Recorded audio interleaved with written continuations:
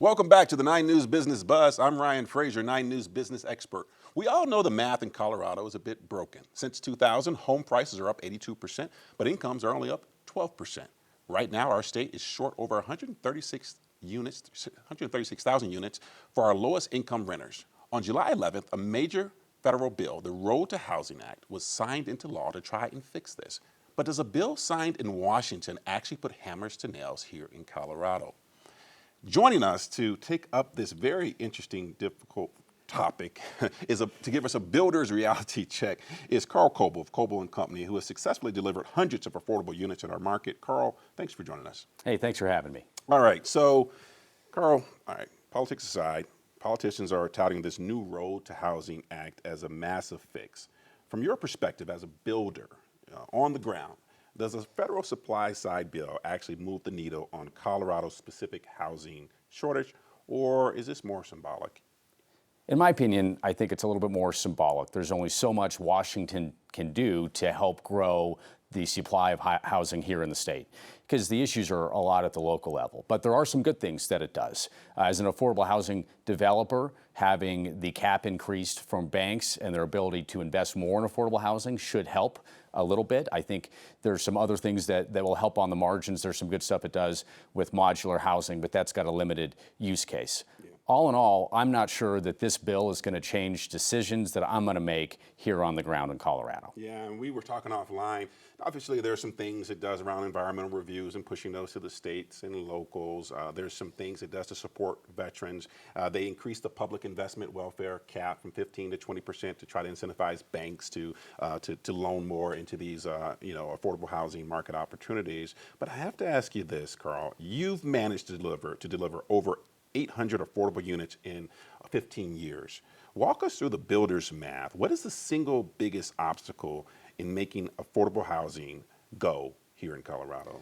So right now, I think there are two of them. One of them are interest rates. Affordable housing, rental housing in particular, is really sensitive to interest rates. And when those interest rates climbed a couple years ago, it made developing much more challenging, right? Because the rents didn't go up as fast. And so we still have the cost pressure. It's expensive to build here in Colorado. So that's the other issue that we're dealing with. You know, we're a high altitude desert. We're on a labor island. We can't pull from other, municipalities close by for labor. Water's expensive. And so if we did everything right here in Colorado, we'd still be at a little bit of a disadvantage.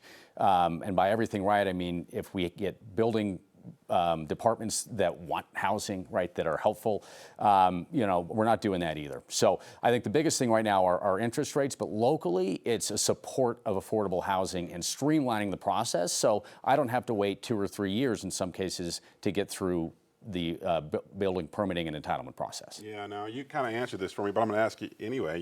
We're short over 136,000 units for our lowest income renters.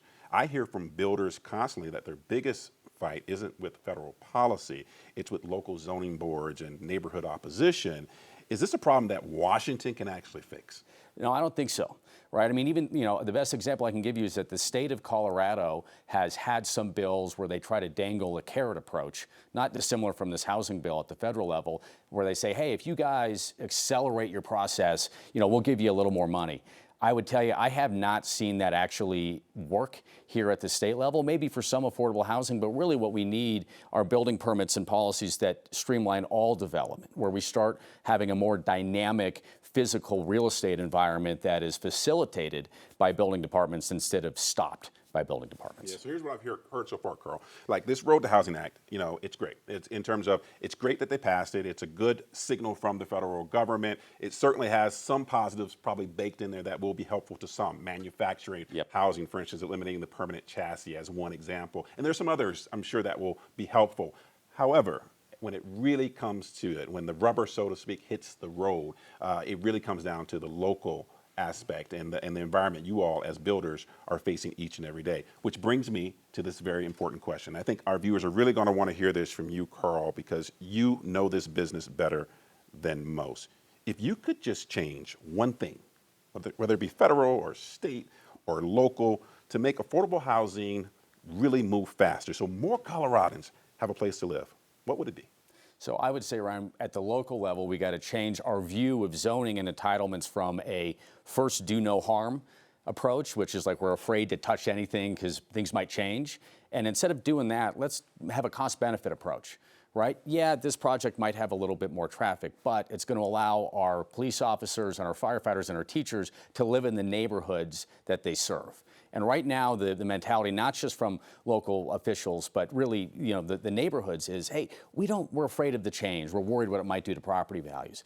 Well, people want to live in a dynamic environment, and we should allow that to happen. I think that's one thing that if I could, wave a magic wand, I think that would really help. Yeah. So at Koelbel and Company, what are you guys doing just to try to work through these myriad of issues now?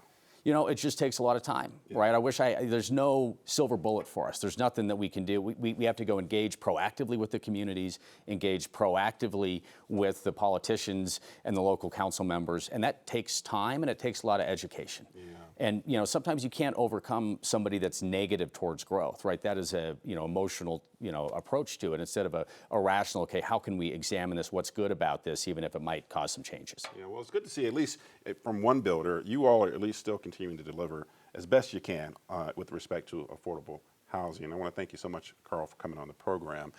Federal policy is one thing, but actually putting roofs over heads requires the math to work on the local level. It's going to take a lot of collaboration to close the gaps in our state. Carl Koelbel, thanks again for sharing your real-world insights here on the Business Buzz. For the 9 News Business Buzz, I'm Ryan Frazier. Have a great week.